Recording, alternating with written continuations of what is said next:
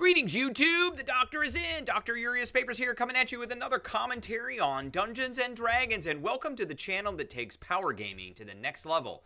Today on the Doctor's Spell Prognosis, we're talking about the spell Hero's Feast. Why hasn't your adventuring party used this yet? What are you waiting for? There are plenty of 1,000 gold piece gem-encrusted bowls out there in the big, wide world. We are giving this spell an A because it's just an A. But first, don't forget to hit that subscribe button. Don't forget to hit that like button if you like this video. If you have any questions or comments, please leave a question or comment.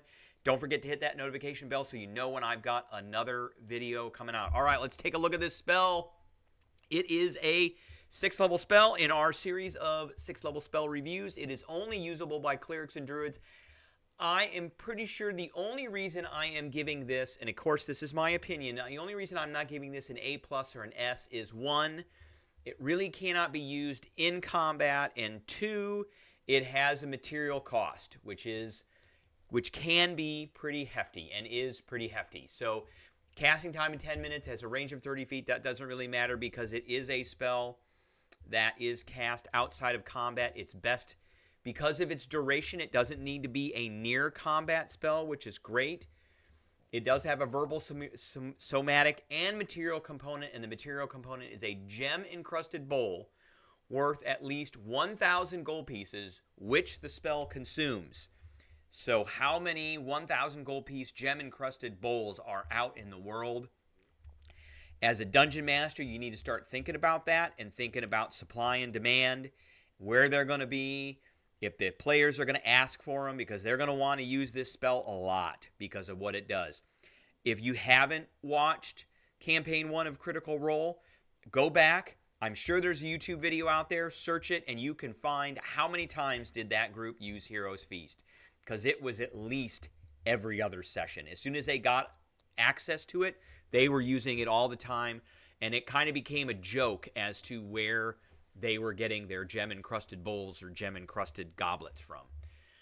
All right, so the feast takes 1 hour to consume and disappears at the end of that time. So you bring forth a grand feast, and the beneficial effects don't set in until this hour is over with. So basically, you've got everybody sitting there stuffing their face for an hour. So up to 12 creatures can partake in the feast. So essentially, that is the entire adventuring party and all of their minions. A creature that partakes in the feast gains several benefits. First, they are cured of all diseases and poison. They become immune to poison. They become immune to being frightened. And they make all wisdom saving throws with advantage. Lastly, their hit point maximum goes up by 2d10, and they also gain the same number of hit points. And these benefits last for 24 hours. And the trick with this is, you know you're going somewhere, so you cast it the night before you go on a long rest, before you go to sleep. So you get all your spells back in the morning, and you have the benefits of the Hero's Feast until the next day. The only rate-limiting part of this is that 1,000 gold piece gem-encrusted bowl. So why is this so great? Well, what I want you to think about, and the important aspects of this are, 1, you're immune to poison, which means no cloud kill, no green dragons, or any such thing. So remember, spells like cloud kill do poison damage. You are immune to poison, so you will not take poison. Monsters such as a green dragon have a poison breath. There it is right there, poison breath, which does poison damage, but you are immune to poison damage. So you will not take that damage. The next one is fear. You're immune to fear. Tons of stuff cause fear. Fear is a horrible, nasty condition.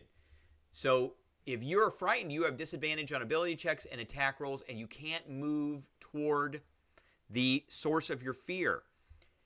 That, you know, if you are a player character and you fail this saving throw and you're frightened, that can be absolutely detrimental to the entire party. Now everybody in the party is going to be immune to it because they stuff their face with the Hero's Feast. And lastly, you get advantage on wisdom saving throws.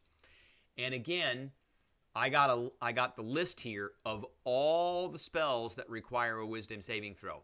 And they're all nasty. Suggestion, Hold Person, Crown of Madness, Tasha's Hideous Laughter, Dissonant Whispers, charm person, command, and it just gets worse and worse and worse as we go up. So let's see here. What's the next level? Bestow curse. You're immune to fear, so that doesn't matter. Hypnotic pattern, slow, charm monster, spirit guardians, compulsion, confusion, dominate beast, phantasmal killer, polymorph. The lot of these spells in here are A to S level spells. Hold monster. We've gone over a lot of these spells, and they are all A to S level spells that will end you in a hot second if an enemy casts these on you. Now, all of a sudden, you are immune to them. Eye bite. We went over this spell, and that is a nasty one. Dominate monster. Weird. True polymorph. Mass polymorph. Imprisonment. All of those spells are all wisdom saves. Now you've got advantage on those. And so that makes that wisdom saving, though, that might be terrible for your player character to now be great because you have it at advantage. So that's great. The hit point increase is okay. It's a nice thing to have, but it's not the best thing out of this. Really, I think the best thing out of this is the advantage on wisdom saving throws. Now, for DMs, you should be using this on your big bad evil guy. Why wouldn't you? Why wouldn't your big bad evil guy have a evil high cleric advisor or an evil corrupted druid mentor? Why wouldn't they have these things? Or they could have a bard who is their court jester who happens to have picked this spell up through magical secrets. So, I mean, think about using this, and you can use this as a plot mechanic in your adventure. You could surprise the characters when they try and cast all of these wisdom saving throws, and then they all of a sudden don't work because this dude's got, or dudette has got, advantage on wisdom saving throws, and they can't do anything with fear because I've used fear a lot as a player character. So that, I think, is what I got for everybody today. I appreciate everybody tuning in, and I will catch everybody later.